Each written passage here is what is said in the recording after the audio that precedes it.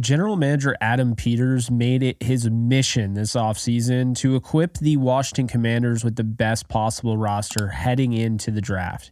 Now, that sounds like something you've probably heard before, since most GMs try to do that. But with the offseason he had, going out and getting Olamide Zaccheaus, Nicky Allegretti, Tyler Biadasz, Michael Dieters, Zach Ertz, Marcus Mariota, Austin Eckler, Dorrance Armstrong Jr., Dante Fowler Jr., Michael Davis, Frankie Louvu, Bobby Wagner, Cleveland Farrell, Michael Walker, Jeremy Chin. I mean, the list goes on here. They spent a lot of money this offseason. Now, there were a lot of holes to fill, and is that a bunch of names that are going to likely win you a Super Bowl? No, but they already have some really talented players already before these guys even joined the roster. You look at Derek Forrest at safety. You look at Percy Butler at safety. Quan Martin, last year's second-round pick out of Illinois. I mean, you look at guys like Emmanuel Forbes Jr., who, yeah, he had kind of a down year, I would say a huge down year, for his rookie season. But when you look at what they've done, Jamin Davis and Jonathan Allen and Daron Payne, and of course, Chase Young is out the door, and they traded away Montez Sweat, which we're going to talk about because they were able to acquire a second-round pick, a high second-round pick, albeit. So let's just talk about this team, right? Let's just talk about them because, look, I just did a video, in case you didn't see already, the idea that the Bears, we know who they're going to pick at number 1 overall, but what are they going to do at number 9? So that led me to believe we kind of have an idea of the position, at least, that the Washington Commanders are going to go in, the direction, but who are they going to choose? And my guess, and who I would probably pick, if not trade down altogether, but who I would pick and who I think they end up picking is LSU Heisman quarterback Jayden Daniels. Reason being, they kind of, actions speak louder than words, okay? So real quick, just think about who they brought in this year at the quarterback position. They got rid of Sam Howell. That was an intriguing move. I was a little surprised by that. They have Marcus Mariota, and they have Jeff Driscoll. Well, what did those two guys do? I mean, Jake Fromm is also there, but what did those two guys do that are, what they're known for? Mobility. They're mobile quarterbacks. Now, this isn't to say Drake May can't run, but Jayden Daniels, we know, is going to run a lot at the next level. And I think it is a harder decision than giving credit for, but I would roll with Jayden Daniels, and I think that's where Washington is going to go. I think Daniels offers tremendous upside, not just with his legs, which I think gives him a little bit of a floor there, but also I think we saw his ability to throw with timing, touch, and accuracy. I mean, I really like Daniels. I think he's a little bit disrespected in a sense. Oh, he's just the Heisman quarterback that doesn't work out. He's just going to be a bust. I don't necessarily think so. But what I do think is that Washington addressing the defense the way they did this offseason and knowing who they have on the defensive side of the ball. Anytime you have guys like, Benjamin St-Juste and Derek Forrest, like I mentioned, Percy Butler, and you spend a first-round pick on a cornerback and Emmanuel Forbes Jr., of course, Quan Martin in the second round, you feel pretty good. Then you go out and you add guys like Bobby Wagner and Frankie Louvu and Dorrance Armstrong Jr. and, of course, Dante Fowler Jr., among others, and you start to realize, okay, going with Daron Payne and Jonathan Allen, this defense looks pretty good. This is my pick, by the way. I understand it's a little bit out there, but this is my pick. If anybody ends up winning this division that's not the Philadelphia Eagles, I think it's going to be Washington. Okay, I really think this is going to be Washington. And the reason I think that is because when you look at what they did on the defensive side, it gives them a lot of opportunity on the offensive side, which they also did stuff for. If Austin Eckler is any bit the player, even half the player that we've seen, you have Brian Johnson Jr., you have Chris Rodriguez. I like their running back room. It doesn't mean that they can't add a running back in the draft, but I think they're in a good spot there. And then you have your franchise quarterback, and he doesn't even have to play right away. I mean, if they want to, they can probably roll with Marcus Mariota for a game or two if he's not ready, if they don't feel like he's ready.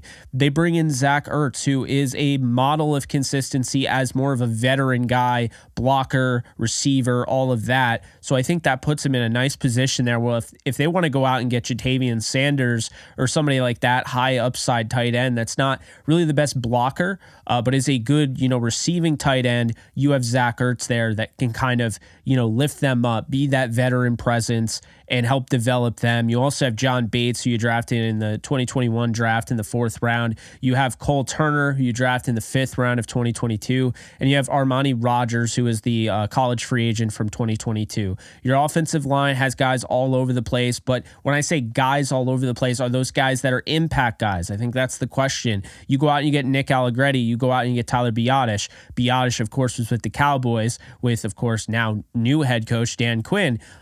He joins him. Nick Allegretti comes from the Super Bowl champion Kansas City Chiefs. He's played a bit. Then you have Michael Dieter, who comes from Houston, and you have, Andrew Wiley, who also, obviously they already had him, but he came from a Super Bowl winning Chiefs team. You have Sam Cosmi, who was a 2nd round pick in 2021. And then you have Braden Daniels, who can kind of play every single position all over the offensive line, penciled in at left tackle for the time being, and then Cornelius Lucas. So that is a position I think you could say is of need. And in this draft, I think Blake Fisher is an intriguing option there. Now, they could prioritize tackle. I think when you get into the 2nd round, you're going to be kind of without a lot of options there.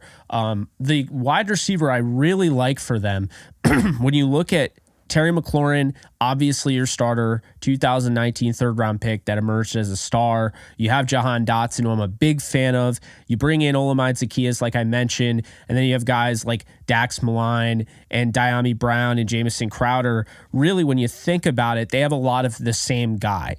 They don't have a really differentiated, diversified wide receiver room. For that reason, and that reason not alone, I would say Xavier Legette out of South Carolina, not only was he playing in a pro-style offense, and I understand he didn't have great production until 2023, but he showed that this is somebody with 6'3", 220-pound frame. He could be a difference maker in that wide receiver room, offer something that's not currently there. So I really like the idea of going that route. After, you draft Jayden Daniels, you get him a weapon and you diversify that wide receiver room. So different guys do different things. Legette does a lot of different things. Then I like going out and getting Jatavian Sanders with their next pick in the 2nd round. I think bolstering the offense is the move here. They did a lot of moves, took care of a lot of moves on the defensive side. I think that's definitely their best position right now. They're more of a defensive-minded team with a defensive-minded head coach. They do have Cliff Kingsbury, so I think Kingsbury is going to put Legette and Sanders in the best position to succeed. Like I previously mentioned, a guy like Zach Ertz gives Sanders an opportunity there. And then Blake Fisher and Austin Booker are the next guys I have here. This is a little bit of a mock draft that I created here. Blake Fisher, I think, makes a lot of sense.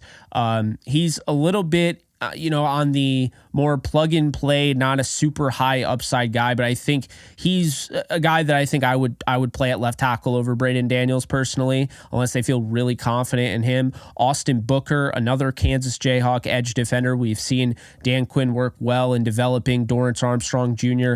Well, you bring in Austin Booker, who kind of fits the mold of what they're looking for. Athleticism, length, all of that. You have, Dante Fowler Jr. already. And I think they do really like KJ Henry, or at least the last regime did. But Austin Booker makes a lot of sense. If you can get him in the 3rd there, you feel pretty good about it. And then wrapping up that 3rd round, Michael Hall Jr. So you add another interior defensive lineman to go behind Daron Payne and Jonathan Allen. You have Fedarian Mathis and John Ridgway the third. So I think they could bring in another guy like that. But those are my thoughts on what they should do. Kind of just looking at this in a summary, I really think their defense is looking good. I don't think they have to do too much investment in the defense in this draft. Maybe in the middle rounds to late rounds.